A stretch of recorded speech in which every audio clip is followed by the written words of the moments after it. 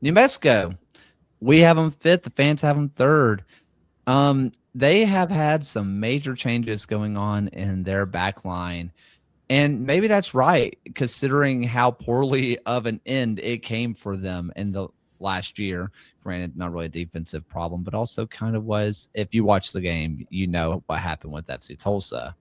So is Chris Shake strong enough to overcome a complete defensive shakeup? That is the big question. And also, is Chris Shakes going to start over Raiko Rosarena? Because Dennis Sanchez brought in his guy from Vegas. There's just a lot of new faces at the back and a lot of questions to answer. And to an extent, I think there's a lot to trust. Kip Keller came in late last season and didn't miss a beat. He was so good in that back line. He feels like a piece you can build around that can approximate what they got from Talon Maples. We saw Malik Howell really struggle in 2025, but when he was in the Dennis Sanchez system with Las Vegas, knockout, great player, somebody that I thought could maybe move up the pyramid a little bit. He's so good with the ball, knows how to use his body when he's in those transitional moments, lets you set a high line that serves as a base for possession. That is all great in theory, but how does it come together when there are so many new faces, not a lot of depth? I'm not a fan of Will Seymour at right back, just given the athletic profile there. On top of that, both goalies with the idea of if I make a mistake, maybe I'm losing my job. There is some downside risk for a team that feels so solid everywhere else. And to New Mexico's benefit, they don't have to travel east of Albuquerque until May 30th in the season. We know how incredibly important it is playing at Isotopes Park for this team. They were fourth in the Western Conference last season in home win record, and even third in the Western Conference last season in their road form. That if they can just string together their results, like if you look at this team through the months of May and June, they have a lot of home games in a row that we could see this team really go on a lot of streaks like we saw them do last season. One thing that I look at here, and everybody's talking about it in chat, where you have Reed Stevens, Steven, who came in and he was due for a move. He was unbelievable down with Tormenta.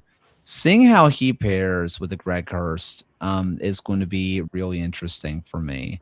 I think seeing what kind of partnership comes with that is going to be fun. And I think for Greg Hurst, it might be what he needs, because more so than anybody else in the league, I don't think I've seen a striker flow with confidence like he does, where once he gets his goal, the floodgates open. But if there's a dry streak, you can tell it starts to get to him more so than I think other players.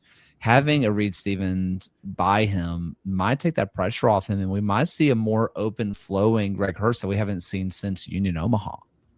And there's a tendency for Hurst, if he, and more so than any other striker in the USL, if he doesn't feel like he's involved, that guy is going to drop 30 yards out of his box and just try to get touches. And you like that from Greg Hurst within that system because he keeps the game flowing. But there has to be the counterweight of somebody up there doing the job closer to goal.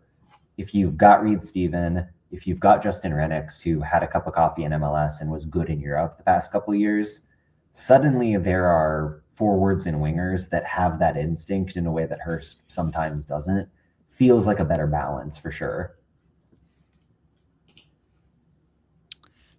You mentioned Will Seymour, who, if the USL had like one of those connect the dots games that like a couple of MLB teams do, he's one of my favorites because I think he's the only active USL player that played with Alphonso Davies.